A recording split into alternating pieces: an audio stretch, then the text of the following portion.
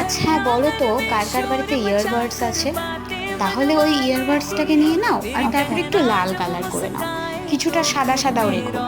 ব্যাস, তারপরে আঠা দিয়ে চিপকাতে থাকো এবং তারপরে একটা তোমার পছন্দ মতো আর্ট পেপার দিয়ে ফুল বানিয়ে নাও। তারপরে আর্ট পেপারটাকে এর উপরে বসিয়ে, ফুলটাকে তার উপরে বসিয়ে সুতো অ্যাটাচ করে নাও। অ্যান্ড সুতো অ্যাটাচ করার পরই দেখো কি সুন্দর একটা রাখি তৈরি হয়ে যাবে। আশা করি তোমাদেরও এই রাখিটা ভালো লাগবে। অ্যান্ড টেন টেন, কেমন লাগলো রাখিটা কমেন্টে কিন্তু জানাতে ভুলবে না। আর এটা বানানোর সময় না একটু সাবধানে বানাবে, কারণ ইয়ারবাডসগুলো ভারে না, একটু এদিক ওদিক হয়। ওটা কোনো ব্যাপার না, ওটা যদি তুমি একটু রোদে বা একটু হাওয়ায় শুকিয়ে নাও না, তাহলে একদম ভালো হয়ে যায়। আর আমি কিন্তু এরকম আরো অনেক ভিডিও দেবো, তো দেখার জন্য আমার চ্যানেলটাকে সাবস্ক্রাইব করে আমার পাশে থাকতে হবে। তো তো আজকের মতো এটুকুই, বা